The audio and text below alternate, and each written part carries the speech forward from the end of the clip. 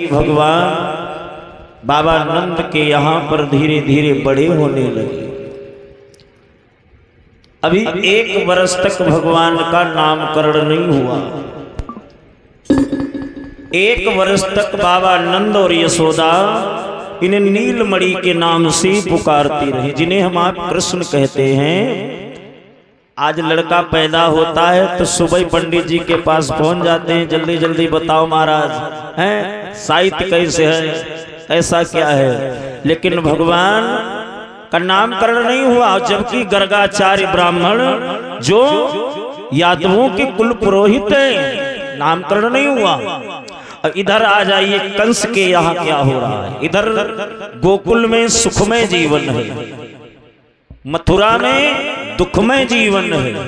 कल मैंने बताया था, कंस एक बार हंसने के बाद जीवन में कभी हंसा नहीं, और जो संसार को सताता है, जो सबको दुख देता है, फिर वो कभी खुश नहीं रह पाता है।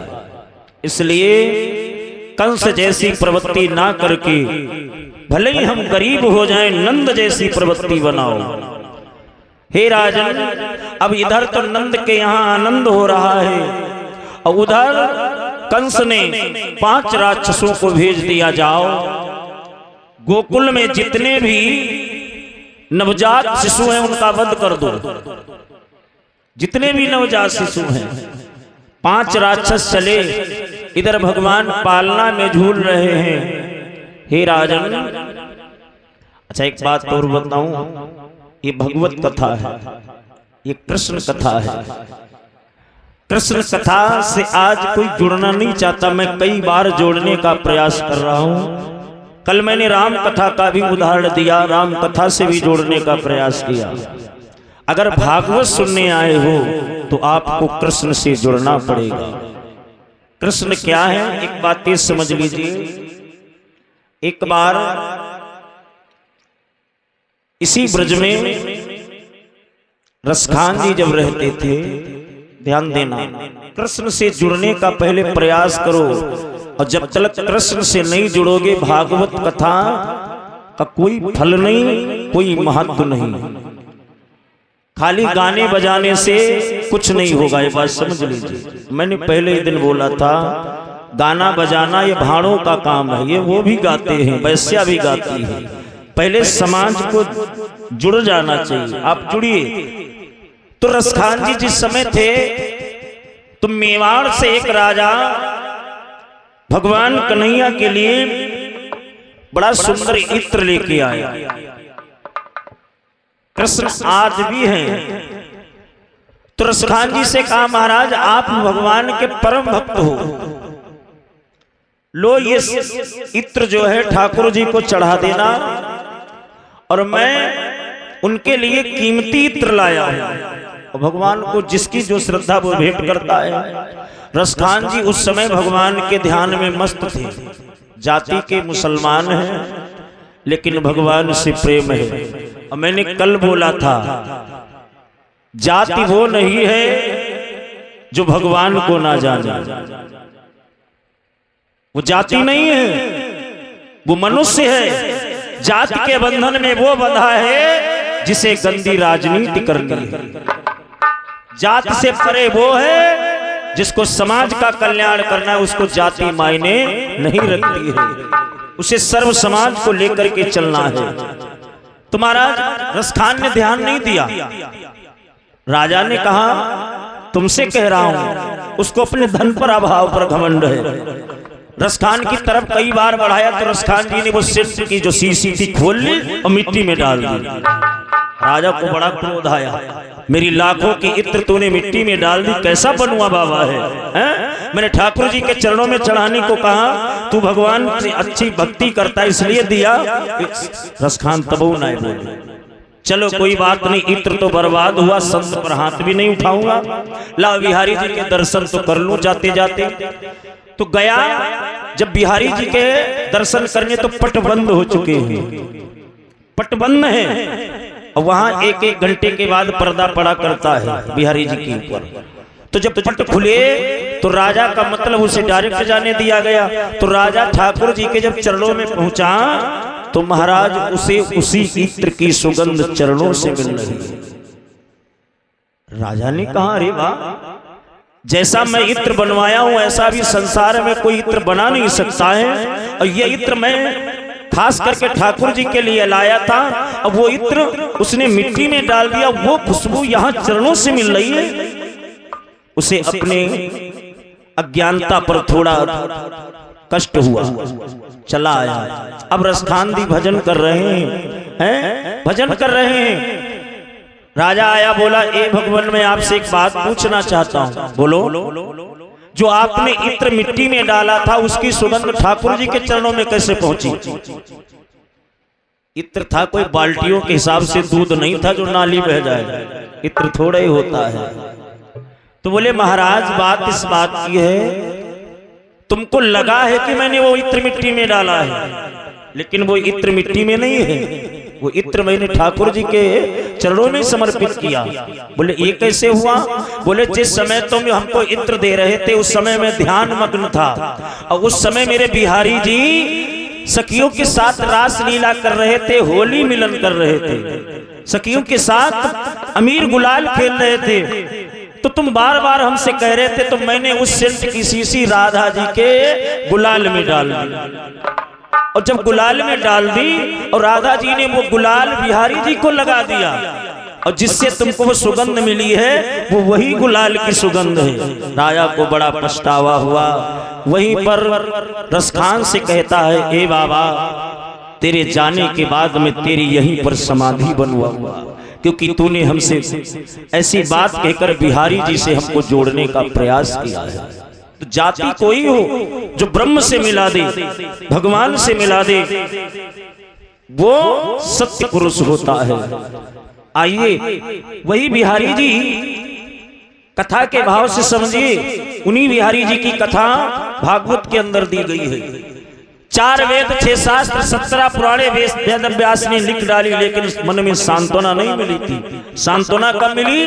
जब बिहारी जी का चरित्रण महाराज भागवत में दर्शाया। तो मन की शांति तभी मिलेगी जब आप भगवत कथा सुनोगे। बोले, महाराज 5 राक्षसों को भेजा मारने के लिए, लेकिन 5 राक्षस मारे गए। पूतना जैसी राक्षसी को भेजा, लेकिन पूतना जैसी राक्षसी भी मारी गई। अकासुर, बकासुर, वृत्तासुर, कागासुर, नरकासुर जैसे राक्षसों को प्राय भेजता रहा, लेकिन भगवान किसी को वापस ही नहीं जाने दे रहे। अब समझिए राम कृष्ण में कितना अंतर है। राम जी का क्या प्रण था?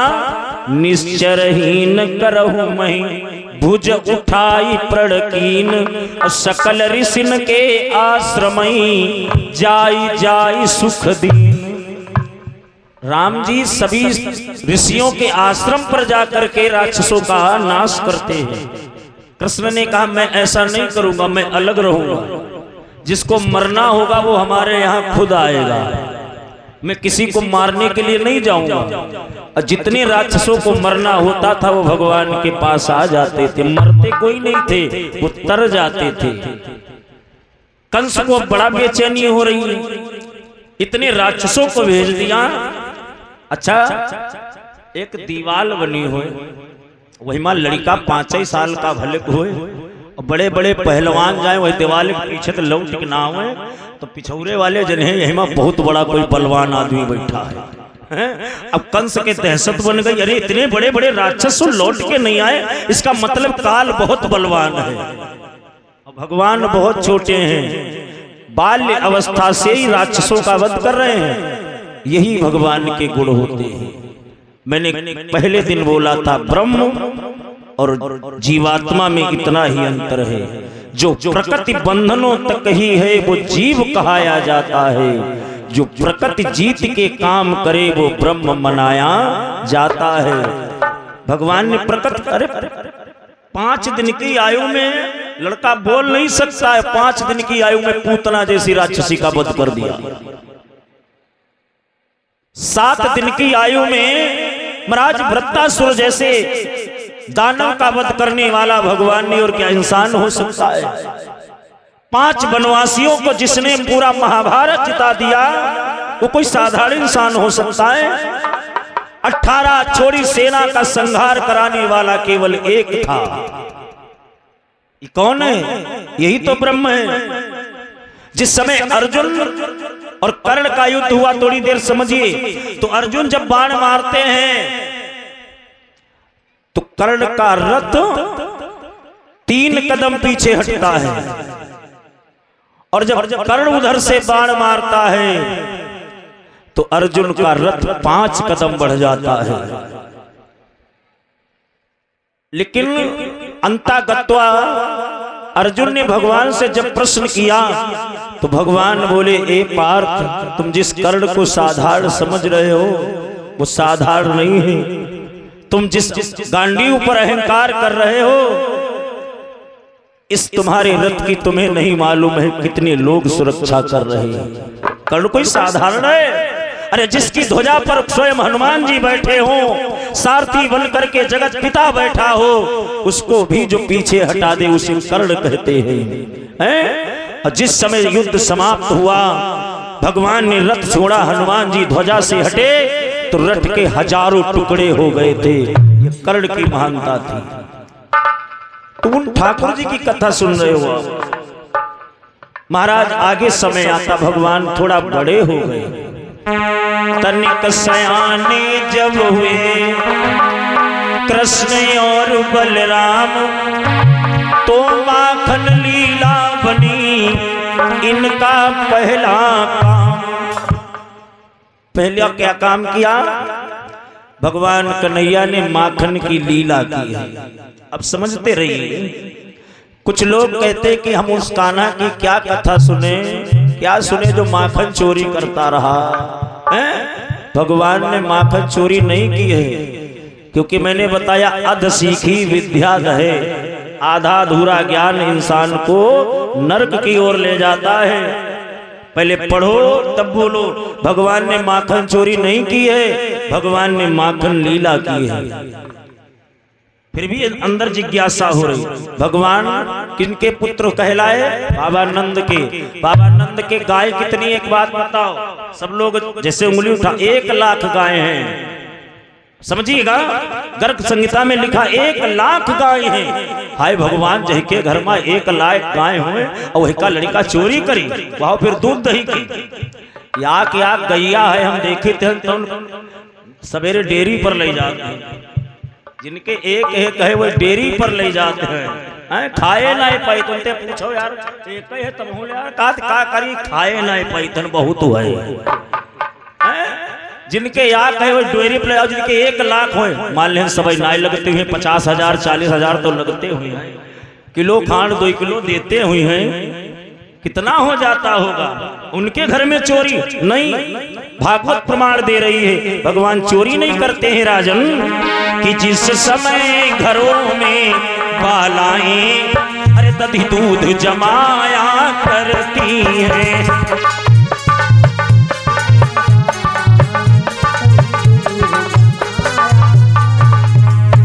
जिस समय घरों में बालाएं दधी दूध जमाया करती है, तो मीठे मीठे भजनों से मोहन को बुलाया करती हैं। मीठे मीठे भजनों से मोहन को बुलाया करती हैं। मीठे मीठे भजनों से मोहन को बुलाया करती हैं। नंदलाल तुम्हारे खाने को रखा है दही ठिकाने से, मेरे रसिया मेरे मोहन आई जइयो कोई बहाने से। मेरे रसिया मेरे कान्हा आई जइयो किसी बहाने से। मेरे मोहन मेरे कान्हा आई जइयो किसी बहाने। जिस समय घरों में बाल आए दधी दूध जमाया करती हैं, तो मीठे मीठे भजनों से मोहन को बुलाया करती हैं।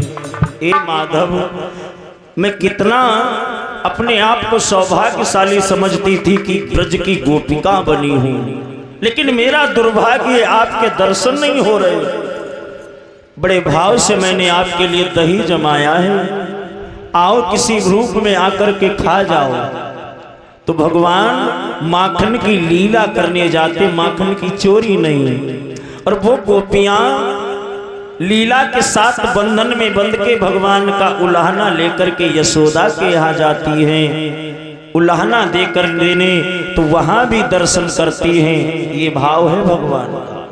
माखन की चोरी बिल्कुल नहीं। आगे प्रमाण आता है कि भगवान ने चीर हरण किए हैं। क्या चीर हरण किए? लड़कियों के वस्त्र हरण किए। अरे भगवान! कहने वाले भी क्या कहते हैं राजन, एक पुरुष स्त्रियों के कपड़े क्या करेगा? इस कथा में बहुत रहस्य छुपा है। कल केवट की कथा सुन रहे थे। जिस मर्यादा का पालन भगवान ने राम कथा में दिया है, वही मर्यादा का पालन भगवान कृष्ण ने कृष्णायन में दिया है। केवट के आगे निहोरा क्यों भगवान कर रहे हैं? अरे जिन्होंने 3 कदम में तीनों लोक नाप लिए हो, वो गंगा के किनारे नाव के लिए बार बार निवेदन कर रहे हैं कि केवट मुझे उस पार कर दे। किस लिए कर रहे हैं? कि मर्यादा न चली जाए। मर्यादा का पाठ पढ़ाने के लिए तो किया है। अब आप लोग सोच रहे इसमें क्या मर्यादा? सीता को गोदी ले लेते, लखन लाल की भुजा कर लेते, श्री गंगा को पार कर जाते, काहे को हमसे नाव मंगाते। एक हाथ सीता का पकड़ते और एक हाथ लक्ष्मण का पकड़ते, एक पैर इधर एक उधर, गंगा को पार। लेकिन भगवान ने जो संदेश समाज को दिया, कथा से समझिए, वही संदेश भगवान कृष्ण दे रहे हैं। भगवान ने सोचा अगर मैं सीता को गोदी में उठा लूंगा तो समाज क्या कहेगा? क्योंकि यहां सीता कोई बीमार नहीं है। पति को पत्नी को गोदी में उठाने का अधिकार कहां पर है? जब पत्नी बीमार हो। हैं यौनाए हसत ख्यालत हो तब हम फूटू खींचे के मारे उठाए ले। हाँ, ये नहीं है, ये मर्यादा नहीं है। भगवान ने सोचा ऊपर से हमारे बाबा देख रहे हैं। भगवान किस वंश के? सूर्यवंशी। ऊपर सूरज तपई करारे, साखी में बाबा लगई हमारे। और जहां हमने सीता को गोद में उठाया तो बाबा जी आगे लिख रहे वाल्मीकि जी रामायण में, और लिख देंगे कि राम जी ने सीता को दिन में गोद में उठा लिया था। तो समाज कहेगा वाह भाई वाह, जो मर्यादा में बंध के आए, जब वही मर्यादा नहीं निभा पाए तो हम क्या निभाएं? बाबा देख रहे भकर भकर रहा है, और पुआता पतवा हक ले गंगा के रे वही पार कनियम जाए रहा है ना। कभी मत उठाना, लेकिन अब अगर उठाइयो ना तो बारात ना आए। समझाओ कितना हमारा सनातन धर्म नीचे गिर गया। शादी विवाह एक परिणय सूत्र बंधन एक संस्कार है। उसको ब्राह्मण जब कराते उसे संस्कार रूप में कराते हैं। लेकिन अब ब्याह हो जाओ तो कौन कराओ? कैमरा वाला। अब पंडित ना जाए तो कैमरा वाला पूरा काम कराए दिए। तुम ऐसे करो, तुम वैसे करो, तुम वैसे करो। अब पंडित ने काम है खत्म हो ही गया। सब कैमरा वाला छीन ले। वो रात भर यह तो बताओ कर। आपने देखा होगा जो मर्यादा का पाठ पढ़ाया कि कभी भी स्त्री को समाज के सामने गोदी में नहीं लेना चाहिए, जहां पर अपने बुजुर्ग बैठे हों। और सबसे ज्यादा मर्यादा का तार तार कहाँ होता है? जब लड़के का जयमाला होता है तो बिटियावा खा लेते हैं, लड़का ऊपर ते है। कैमरा वाला का पोज ना बन पा हम गोदी में ले। हाय बाबा देख रहे हैं, बाबा देख रहे दांत एक कौन है तब हूं देखिया है पतवा कैसे हैं।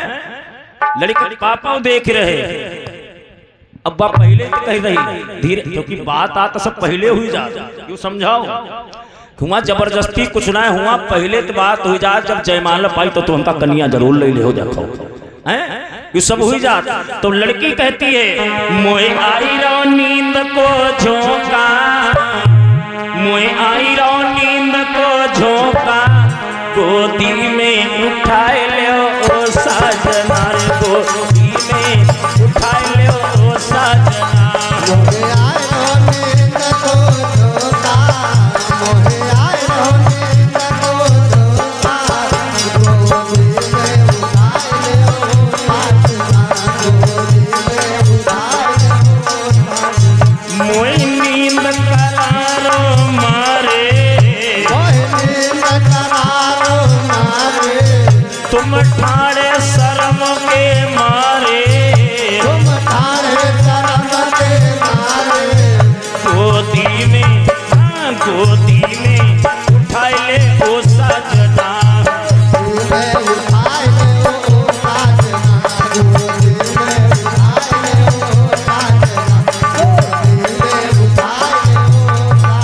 अब वहाँ लड़के ने पहले तो कमल मल जो कुछ गुलाब गुलाब पकड़ाओ, फिर गोदी में लेके फोटो खिंचाए रहे, बहुरिया ऊपर से घूंघट हटाए। अब बाद में ससुर ऐसी उसी का कहा दिखा, हाय हमारे बहुरिया हमका दबुई नहीं कर, हमका दबता ही ना जाए तो घूंघट ही ना। घूंघट की प्रथा बहुत अच्छी थी। जो लोग आज कहते घूंघट प्रथा बेकार है, घूंघट हर एक चीज पर्दे में जो होती उसकी कुछ कीमतें अलग होती। मकान 1 लाख का नहीं 10 लाख का बनवा लो, गेट चाहे जितने महंगे लगवा लो, अगर घर में पर्दा नहीं पड़ा घर की कोई कीमत नहीं है। ये बात समझ लेना। हम लोग पर्दा क्यों लगवाते हैं? अब पर्दा तेरे कुत्ता भी लिया ना रुकते हैं, पर्दा फारियो ऐसे चले जाइए, लेकिन पर्दा फिर भी लगाया जाता है। पर्दे का बड़ा महत्व है। आज समाज में मर्यादा बिल्कुल नहीं। तो कृष्ण ने देखा, अरे मैंने त्रेता में इतना उपदेश दिया अपनी पत्नी को लेके, मैं गंगा के पार नहीं गया, और ये सारी गोपियां आज फिर मर्यादा को भूल रही हैं। तो भगवान ने वहां पर गोपियों के वस्त्र हरण किए। गंगा की और यमुना की जब सौगंध कराई कि आज के बाद की कोई यहाँ पर नग्न होकर स्नान नहीं करने आएगा, जब गोपियों ने संकल्प कर लिया तो भगवान ने वस्त्र दे दिए और बोले आज के बाद कभी यमुना में स्नान करने नहीं आया। ये महापुरुष जितने हुए नया नया रास्ता बताया है। जब भी हम धर्म से पतित हुए हैं तो धर्म पर चलने को बतलाया है। ऐसे नहीं भगवान हुए। आगे भगवान की एक लीला आती है कि भगवान ने गोपियों के साथ महारास किया है। राम जी ने रामायण में कितनी लीलाएं की हैं? 5। पूरी राम कथा में लीलाएं कितनी है? राम जी की 5। भगवान राम के रहस्य कितने हैं? 99। राम भी 100 रहस्य करते, लेकिन 100वां रहस्य जयंत बाधा बन गया, नहीं पूरा हो पाया था। कहां करने जा रहे थे? चित्रकूट में मंदाकिनी के किनारे एक बार चुन कुसुम सुहाए, निज कर भूषण राम बनाए। अपने हाथों से रहस्य था, अपनी पत्नी को सजा रहे थे। आहा, लेकिन जयंत ने सीता के पैर में चोंच मार दी। भगवान को क्रोध आया, रहस्य नहीं हो पाया। कथा जयंत की नहीं कहना है, वो रहस्य अधूरा रह गया। सीता जी बोली, प्रभु ये रहस्य अगर आप मेरे साथ नहीं पूरा करोगे, सबके साथ तो रहस्य पूरा किया। तो भगवान बोले, सीते अगला जन्म होगा मैं कृष्ण बन के आऊंगा तो यही रहस्य महारहस्य में बदलेगा। आज हम तुम कर रहे हैं और इस महारहस्य को पूरा करने के लिए देवादिदेव महादेव को भी आना होगा। जब महारहस्य हुआ तो भोले बाबा समस्त देवियों के साथ आते हैं, वो महारहस्य पूर्ण होता है। आगे भगवान काली दह लीला करते हैं। एक कालिया नाग है जो काली दह में रहता। अब बात थोड़ा अटपटी है। कालिया नाग रहता कहाँ है? काली दह में। काली दह कहाँ है? यमुना जी में। अच्छा एक बात बताओ, कोई नाग पानी में रहता है? पानी वाला जीव अलग होता है और नाग कभी पानी में नहीं रहता है। फिर काली दह कैसा है? काली दह में के अंदर नाग क्यों आया? और नाग पानी में रहता नहीं तो फिर रहा कैसे? क्योंकि नाग और गरुड़ ये भाई भाई हैं। ये दिति और अदिति के दोनों वंश हैं, दिति से नागवंश, अदिति से गरुड़ जी का। और गरुड़ भाई भाई, अच्छा एक भाई दूसरे का आज दुश्मन है। गरुड़ जहां भी नाग को देखे खा जाते हैं। क्यों खा जाते? थोड़ी देर समझिए काली दह की लीला कि ये कालिया नाग काली दह में क्यों आया। एक बार दिति और अदिति में बहस छिड़ गई। दिति बोली, बहन एक बात बताओ, सूर्य के घोड़े कैसे हैं? सबको मालूम है, जिन्होंने पुराणे पढ़ी, सूर्य के घोड़े सफेद हैं। अदिति ने पूछा गरुड़ की मां ने कि बहन ये बताओ सूर्य के घोड़े कैसे हैं? तो अदिति ने कह दिया काले हैं। अदिति ने कहा नहीं बहन, हमने सुना है सफेद हैं। तो बोले पति को आ जाने दो। उस समय अगस्त ऋषि नहीं है, कश्यप ऋषि नहीं है, राधे राधे, कश्यप ऋषि नहीं है, कश्यप नहीं है। अब इधर दोनों सौती में झगड़ा हो गया। ये सौती हैं, झगड़ा हो गया। अब गरुड़ की माँ अलग रूठी फिरे और सर्पों की माँ अलग रूठी फिरे। बोले सुबह देखा जाएगा, हम तुम दोनों चल के देखेंगे कि सूर्य के घोड़े कैसे हैं। और जो तुम्हारी बात सत्य हुई तो तुम पटरानी बनोगी, हम तुम्हारी दासी बनेंगी। और अगर हमारी बात सत्य हुई तो तुम हमारी दासी बनोगी। ये नाग और गरुड़ की माताओं में बात तो हो गई। अब रात में नागों की माँ जो है वो रूठी फिर रही, तो सारे नाग आए। बोले माँ क्या है? कहा बेटा, जिस घर में हम तुम राजा बन के रहते, कल से दास बन के रहना पड़ेगा। क्यों? बोले जो गरुड़ की माँ है वो कह रही है गरुड़ के सूर्य के घोड़े सफेद हैं। तो नाग बोले माँ तुम तो कैसे हाँ कर लिए, सूर्य के घोड़े तो वैसे सफेद हैं। तो बोली बेटा मेरी बात चली जाएगी, इसलिए ऐसा कुछ करो जिससे सूर्य के घोड़े काले हो जाएं, क्योंकि हमने काले कहने को कहा है। आहा, तो सारे नागों ने विचार किया, ठीक है। बोले जितने भी नाग हैं चलो सूर्य के घोड़ों से लिपट जाते हैं। और सुबह जब माताएं देखेंगी तो घोड़े काले दिखाई देंगे। सारे नाग गए, सूर्य के घोड़ों से लिपट गए, नाग काले, वो घोड़ा काले हो गए। और जब माताओं ने देखा तो वास्तव में घोड़े काले हैं।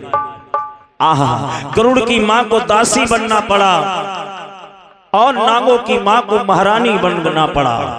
अब सब दास दासियों का काम करें। एक दिन गरुड़ की मां कुछ कार्य से देख रही थी कि सूर्य के घोड़े साफ दिखाई बड़े सफेद हैं। गरुड़ को बुलाया और बताया बेटा छल हुआ, नागों ने हमारे साथ छल किया है, हम तुमको जानबूझ करके दास बनाया है। आहा, गरुड़ ने कहा ठीक है मां, जिन्होंने हम तुमको दाने दाने के लिए मोहताज कर दिया, आज मैं संकल्प लेता हूं जहां पर भी एक नाग दिखाई देगा मैं उसे अपनी चोंच से खा जाऊंगा। अब सारे नागों को गरुड़ खाने लगे। आहा, नाग वंश धीरे धीरे खत्म होने लगा। इधर ये कालिया नाग भागा, नारद बाबा के पास पहुंचा, बोला महाराज कैसे हो, हमारी रक्षा करो। और नारद बाबा के पास जो दुखी होकर के गया उसकी रक्षा हुई। नारद बोले बात क्या? बोले गरुड़ हमारे पीछे पड़े, हमारी जान बचाओ। बोले अच्छा जाओ, मैं तुमको एक जगह बता रहा हूं जहां पर जल के अंदर भवन बना है और उस भवन में चले जाना, वहां गरुड़ नहीं जाते। बोले कहां? बोले गोकुल में चले जाओ और गोकुल के किनारे काली दह, उसके अंदर बड़ी सुंदर गुफा बनी है, वहां पर गरुड़ नहीं जाते। बोले क्यों? क्योंकि गरुड़ को श्राप लगा है, वो वहां जाएंगे उसी दिन समाप्त हो जाएंगे। तो उस गुफा में आकर के उसी दिन से कालिया नाग रहने लगा। सारे जल को दूषित कर दिया, जितने गाय बछड़े पीते हैं मर जाते हैं। अब उस भय बन गया है, तो भगवान ने उस भय को समाप्त करने के लिए खुद काली दह में जाना उचित समझा। काली दह का नाग नाथन किया और उसके बाद में सारे गोकुल को भय मुक्त कर दिया। इधर भगवान कृष्ण का सितारा चंद होता जा रहा है और कंस का सितारा मंद होता जा रहा है। आइए कंस का वध करते हैं भगवान, नाना प्रकार से लीलाएं कर रहे हैं। समय का ध्यान देते हुए कथा को अग्रसर सुनने का प्रयास करें, क्योंकि कथाएं सबने सुनी, कथाओं में कुछ ना कुछ अलग से जब मिले जो हमारे मन को, कंस वध की किसने कथा नहीं सुनी, सबने सुनी है। और कंस का वध भगवान ने क्यों किया? दुनिया में हर कोई अपने मामा का वध कर देगा जो अपनी माँ के दुख को देखेगा। अक्रूर जी को भेजा, अक्रूर जी आते हैं, भगवान को लेके जाते हैं, वहां पर यज्ञ हुई और उस धनुष यज्ञ में कंस का वध होता है। आगे भगवान एक लीला और करते हैं।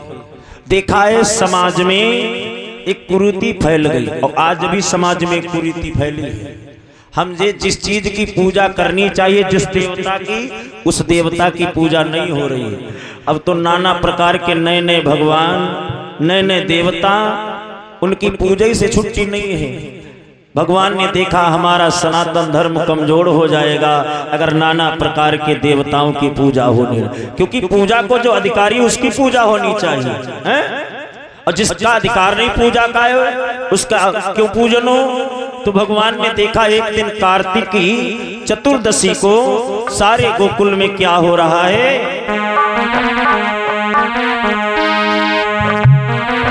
कि कार्तिक की कृष्ण चतुर्दशी है और बालाएं गीत सुनाती हैं।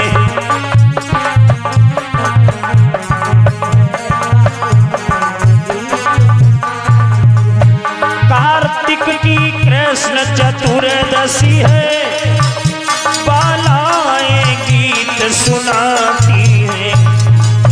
हाँ, मीठे मीठे भजनों से ये किसे रिझाती जाती हैं।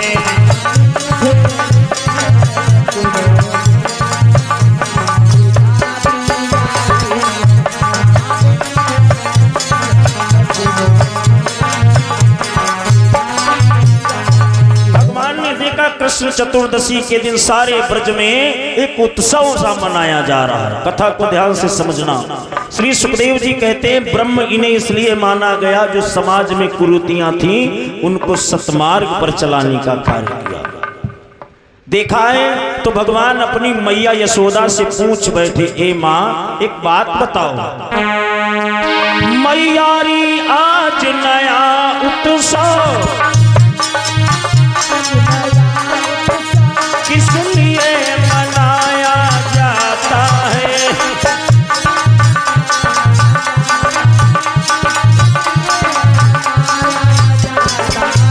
किसके स्वागत सत्कारों को सामान सजाया जाता है?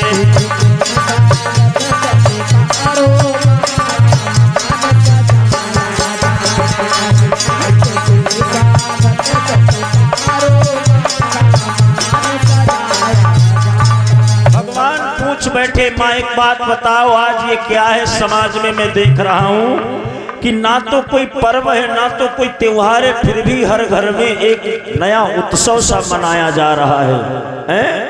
और सामान सजाए जा रहे, क्या है?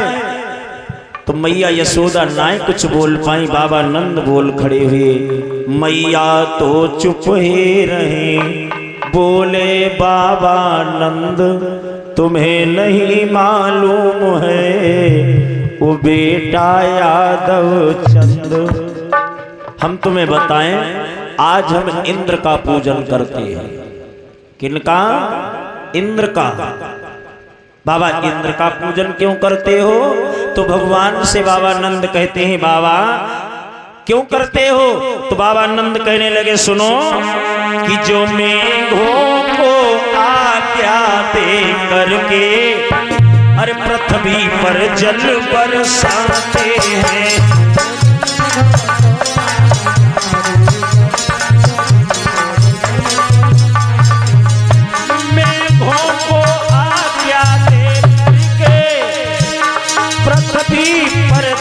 बरसाते हैं, जो रीति सीधी उपजा करके अपना धन धान्य बढ़ाते हैं।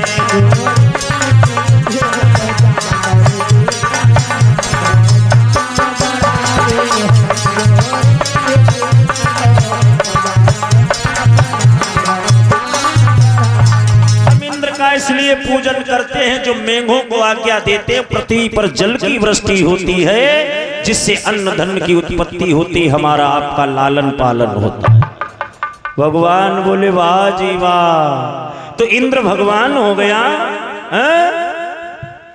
अरे वो दुराचारी है, पराई नारियों के चरित्र का हनन करने वाला है, और समाज में ऐसे व्यक्ति का कोई अधिकार नहीं जो उसकी पूजा की जाए। ये भागवत कहती है, जो पराई स्त्री का हनन करने वाला हो, पराये धन का लालची हो, उसकी पूजा करना भागवत कहती बंद कर दो। लेकिन आज समाज में क्या है, जो पराई स्त्रियों का हनन करने वाला होगा, महाराज पराये धन का भूखा होगा, पराये चरित्र का भूखा होगा, समाज में उसी की पूजा हो रही है। हो रही नहीं हो रही है? क्योंकि अब हम तुम एक सिस्टम से बंध गए, विधान से नहीं बंधे। अब भारत क्या है, इतने लोग बैठे हो, लोकतांत्रिक देश है, लोकतंत्र में अय्यासों की पूजा हो रही है। ऐसा कौन सा नेता है जिसके ऊपर कोई धाराएं ना बनी हो? लेकिन अगर वो आ जाए तो यहाँ पर अभी फूल मालाओं की व्यवस्था होगी, बढ़िया स्वागत का व्यवस्था उनके होगी, बढ़िया सम्मान किया। और इसी समय में अगर कोई सच्चा सज्जन संत आ जाए तो बाबा भंडारा खायो ना खायो। अब बाबत यहाँ ना कोई पूछैया बाबा गद्दा पायो कि पौड़ी हो कि ऐसे बैठ रही हो। पूछना किससे है? जिसके चरित्र को देखो, हलफनामे को देखो तो इतनी धाराएं उस पर लगी हैं जो समाज में वो मुंह दिखाने के लायक नहीं, लेकिन समाज उसकी पूजा कर रहा है। क्यों? क्योंकि लोकतांत्रिक देश है, लोकतंत्र में दुराचारियों का सम्मान है। लोगों ये बात समझ लेना।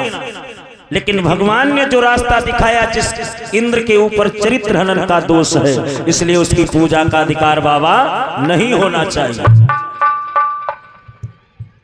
अब जिस संविधान के आड़ में हम आप काम करते, एक बात समझिए,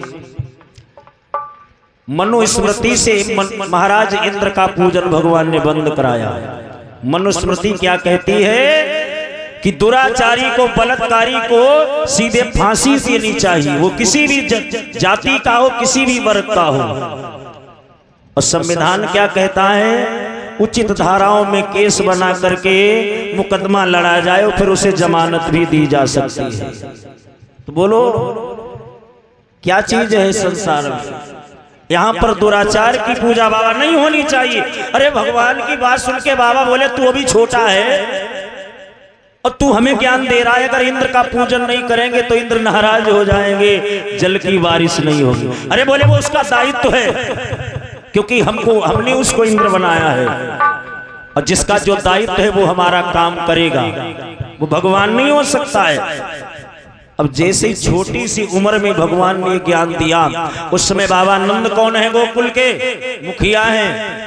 अब कोई रीति और कोई अनरीति मुखिया के घर से चलती और बंद होती है। एक बात समझ लेना, जो अगर गांव का मुखिया, जिसे आज प्रधान कहते हैं, अगर उसके घर में मर्यादित कार्य होने लगे तो समाज में मर्यादित कार्य होंगे। और जब उसके घर की बहुएं रील बनाएंगी, नंगे होकर के बदन दिखाएंगी, तो समाज को कौन रोकेगा? हैं? इसलिए बाबा पहला धर्म हमारा है कि हम पूजा बंद करेंगे। अरे बोले महाराज इंद्र नाराज हो जाएंगे। बोले जो होगा देखा जाएगा। फिर पूजन किसका होगा? बोले पूजा का जो सच्चा अधिकारी है उसकी होगी। अब यहाँ कुछ लोग कहेंगे हाँ किसकी पूजा करवाई? गोवर्धन की। तो बोल कहते हैं सब गोबर भक्त है, पागल हो। गोवर्धन जिसने भी कुछ त्याग किया है भगवान ने उसको भगवान का दर्जा दिया है। गोवर्धन ने कितना बड़ा त्याग किया था जो उसका पूजन हुआ। बोले बाबा किसकी पूजा करोगे? तो भगवान कहते हैं सुनो, हम पूजा किसकी करेंगे? कि जिस पर हम लोग विचरते हैं, अरे गौएं बछड़ा सब चरते हैं।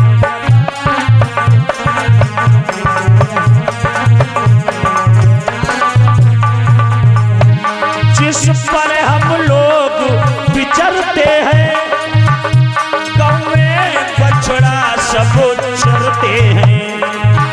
जिन गोवर्धन की महिमा से दिन रात किलोले करते हैं।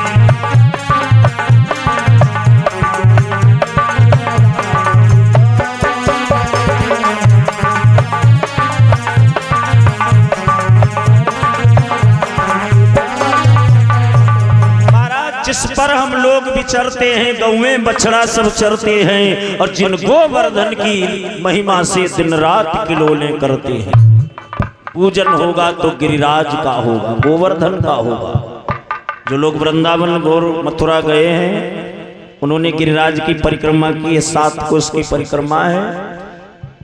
क्या फल है, क्यों हुई, आइए कथा के भाव से समझिए। श्री सुखदेव जी कहते, राजन जब भगवान ने ऐसा कहा तो बाबा नंद बोले, पागल हो, एक पहाड़ का पूजन करवाओगे, एक गोबर का पूजन करवाओगे जो जंगल में पता नहीं कब से पड़ा है। तो परीक्षित जी बोले, बाबा हाँ ये बात जरूर बताओ कि पूजन क्यों करवाए। संसार में और पहाड़ थे, उनका पूजन होता। एक बात याद रखना, जिसको आप करोगे याद वो आप पर करेगा दया, और जिसके ऊपर आप करोगे दया वो आपको करेगा कभी न कभी याद। गिरिराज ने प्रभु के लिए अपना सर्वस्व छोड़ा है, और जो परहित करता है उसके धर्म की बराबरी कोई नहीं कर सकता है।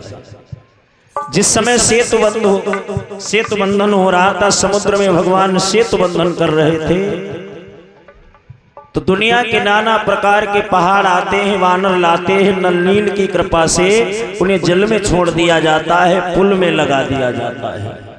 अब एक बात और याद रखना, ये कथाएं उनको नहीं अच्छी लगेंगी, क्योंकि राम सेतु को भी लोगों ने काल्पनिक बता दिया, जबकि साइंस ने रिसर्च करके कहा कि राम सेतु है ना। तो जब राम सेतु बन रहा था तो उधर हनुमान ने देखा, हम ऐसा पत्थर लाएंगे जो पत्थर ज्यादा से ज्यादा जगह ले। चल पड़े उत्तराखंड की ओर। उत्तराखंड में पत्थर नहीं पड़ा तो हिमालय की तरफ बढ़े। गिरिराज है, एक राजा है, इनका परिवार है। गिरिराज के सामने गए तो बोले, चलो हम तुम्हें राम काज में लगाते हैं। क्या होगा, बोले तुम्हें सेतु बंद हो रहा है और समुद्र में पुल बन रहा है, उसमें लगाएंगे। बोले हमारा उसमें काज क्या होगा, बोले तुम्हारे ऊपर से भगवान जाएंगे, तुम्हारा उद्धार हो जाएगा।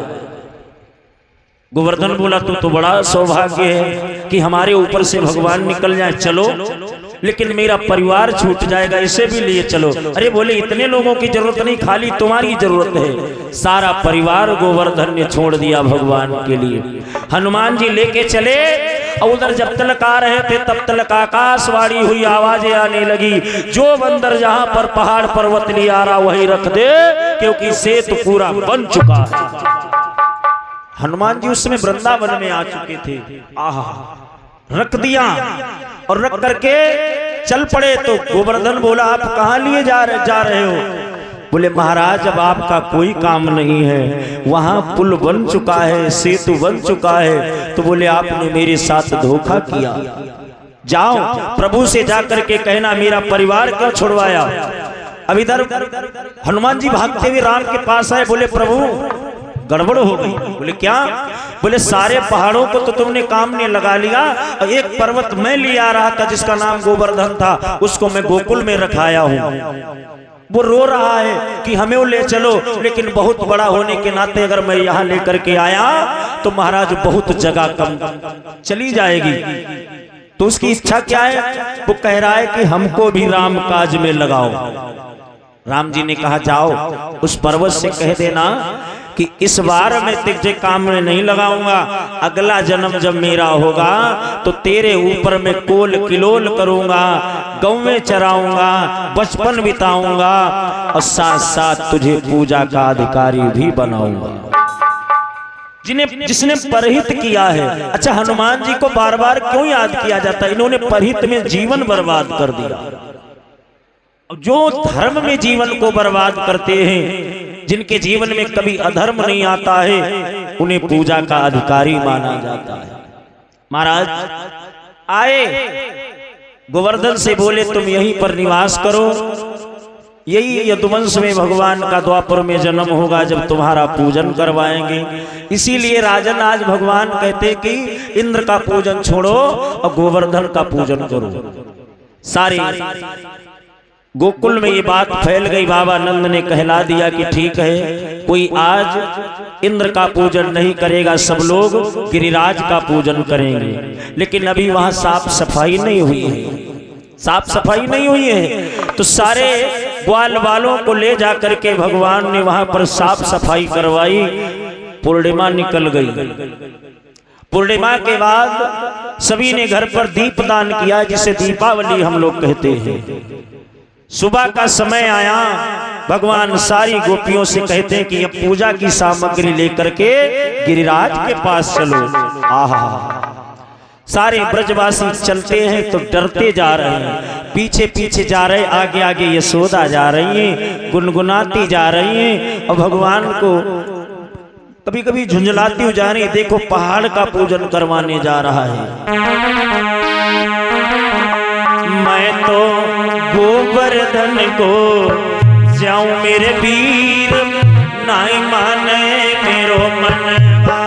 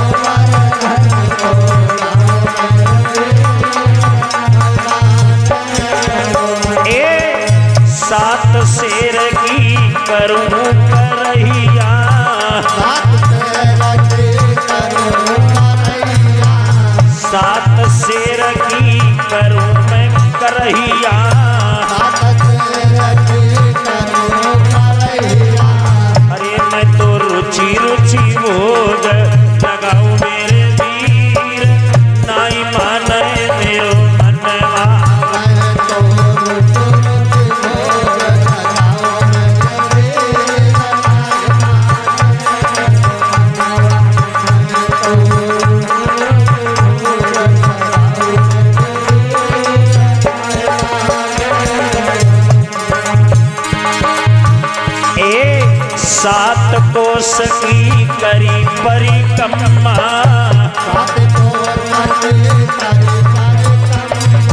सात कोस की करो परिक्रमा।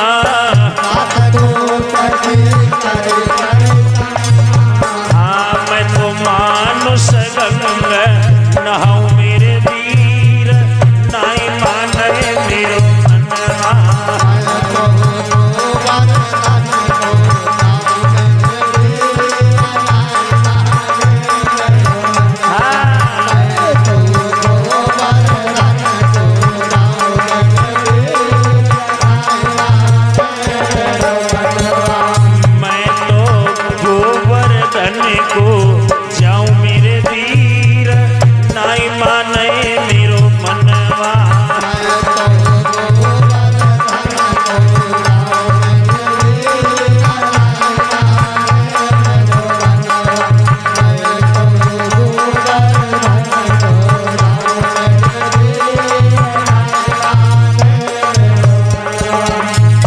देवियां जिस समय चली गाती हुई गुनगुनाती हुई, तो यशोदा ने भगवान को अपने पास बुलाया और भगवान से बोली, लाला तुम एक पर्वत का पूजन कराने चल रहे हो, कोई अनर्थ हो गया तो?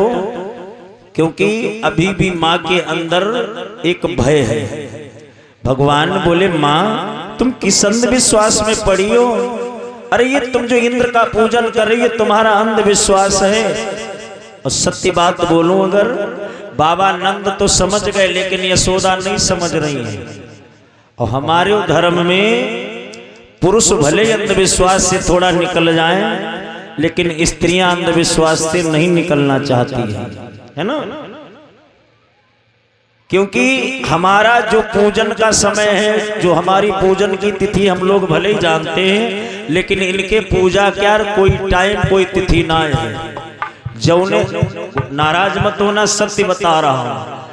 भागवत में लिखा है कि जब बेढंगी दुनिया भूल भुलैया में भुलाने, क्यों मुक्त मिले जो राम नाम तो उस पे व्यंग उठावे, मरे गड़े मर घट मसान पे चंदन धूप चढ़ावे, जब ढंगी दुनिया भूल भुलैया में भुलानी। है अंधविश्वास नहीं है। अगर जो चीज राम नाम मुक्त में मिल रहा है तो नाना प्रकार के लोग व्यंग उठा रहे हैं। और ये बात भले लोग सुन रहे हैं, मैं साफ साफ बोल रहा हूं। हमारे में बोलेंगे कि राम का नाम क्यों ले, राम ने ये किया वो किया है, राम ने सम्मुख ऋषि का वध कर दिया। अब एक बात, हमारे वर्ग के जो लोग सब बैठे हैं, कुछ लोगों के अंदर ये आ रहा है, क्योंकि हमें यही बताया गया सम्मुख ऋषि तेली थे, है ना, जबकि सत्य ये नहीं है। भगवान राम ने कहते कि वध किया, इसीलिए वो राम जो है इस समुदाय के भी दुश्मन। अरे पागल है वो कहने वाले। सम्मुख ऋषि शूर्पणखा के बेटे थे। किसके बेटे थे? शूर्पणखा के। शूर्पणखा कौन थी? रावण की बहन थी। रावण किस जाति का था? ब्राह्मण था, लेकिन निशाचर होने के नाते उसका वध भगवान ने किया है। पढ़ लेना पहले। और जो लोग पढ़े लिखे उन्हें समझ में आ रहा होगा, और जो लोग खाली सुन सुन के बोल रहे उन्हें नहीं समझ में आएगा। और मैं जो बात बोलूंगा बिना प्रमाण की नहीं बोलूंगा, इसलिए समाज को अंधा मत बनाओ, जो सत्य वो बताओ। सम्मुख ऋषि का वध भगवान ने क्यों किया ये भी सबको मालूम है। नहीं मालूम है आगे कथा में भी बता दूंगा। तो यहाँ पर अंधविश्वास का एक बाजार लगा है। लोग कहेंगे राम की कथा ये वो नाना प्रकार के, और अपने में देखा तो बुद्ध भगवान खड़ा कर दिन कटवारा पकड़ाए के रहे। हमारे में चलो चढ़ावा चलता है या कुछ होता है तो दान से ही धर्म होता है। तो सबको मालूम है कि कमाई का 10वांश दान करना चाहिए, है ना।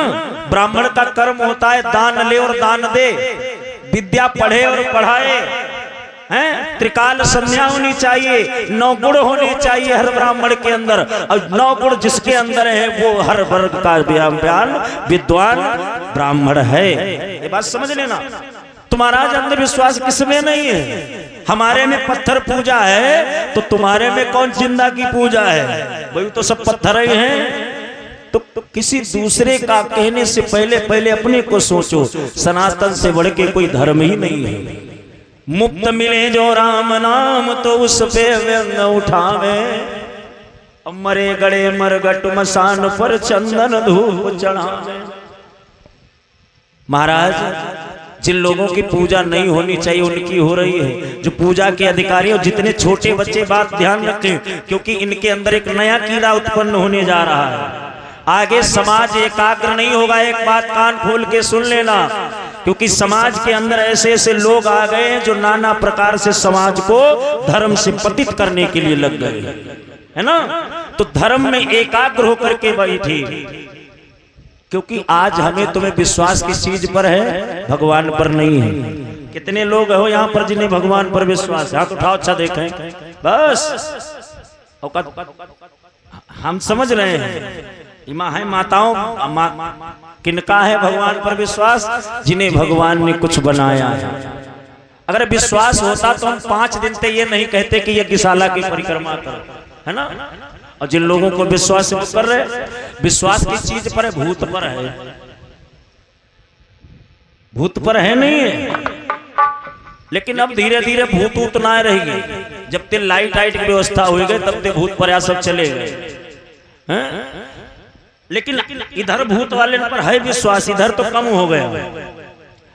अभी बताऊं, उदाहरण दूं, यहाँ से जाना और ये खेत के जब आगे भगवतीपुर वाले जाओ तो यहाँ तेरे सब लोग पीछे, आगे जाए तुम पीछे जाओ और थोड़ा गिरत गिरत जाओ सौंद के रे कह दो आज हमका मौनी बाबा दर्शन दीन है, तो तुमका लोग पागल घोषित कर दे सिर आए गवा तब वो नहा तिनाई का मौनी बाबा दर्शन दे आई गई। और ऐसी तेरे भागत जाओ कहो का करी भाई, बहुत बड़े बड़े दांत रहे, बहुत बड़ी बड़ी आँखी रहे और बहुत बड़े बड़े बार रहे, ग्वाड़ पीछे रहे, हमका चुड़ैल मिली है। तो लोग कहे हाँ राहत तो है, वही देर आगे दिन हमारी साइकिल नो के लिए रहा है, 2-3 दिन ते हमारी भैंस ना ला गई थी, राहत तो है। क्यों? क्योंकि भगवान पर हमें विश्वास नहीं है, भूत पर हमें विश्वास है। मरे गड़े मर घट मसान पर चंदन धूप चढ़ावे, और दुखिया भाई पानी मांगे तो लाठी ले धावे। हम दुखी भाई की मदद नहीं कर सकते हैं, भाई कमजोर है मदद नहीं कर सकते हैं, और जब मर जाता है तो मरने पर उसी की हम सब मरे श्राद्ध करवावे जावे ढंगी दुनिया। जिंदा में कभी एक गिलास जल नहीं दिया, मरे के बाद 10 दिन 10वां हो रहा, 13 दिन 13 हो रहे, परस परस पतलिन पर सब रखे आए, चौरक किनारे खाओ आए, खाए तो कौआ चिड़ैया रहे हो। जब जिंदा में एक गिलास पानी ना दियो का मरने के बाद पानी तुम्हारा पिएंगे? नहीं पिएंगे। हैं? ब्रह्मा विष्णु महेश न जाने पूजन नकटी देवी, साक्षात मन मूर्ति ब्रह्म तज बने निशाचर सेवे। मन मूर्ति जो ब्रह्म है उसको नहीं पूजा की। इस शरीर में, इस शरीर को ये क्या है? मंदिर है, इसको बना लिया शमशान। दूसरे का शरीर खा खा करके मुर्दा घर बना लिया, मांस मछली अंडा इत्यादि खा करके इसे शमशान बना लिया।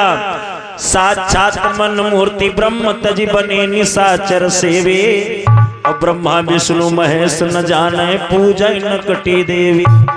अच्छा, भागवत के अंदर ये नकटी देवी किसका नाम आया है? एक बात और बताऊं, हमारे यहाँ कितनी देवियां हैं पूजा के लिए? जो प्रतिष्ठित है 9 है, लेकिन यहाँ का 10वीं देवी वहां होता है दी।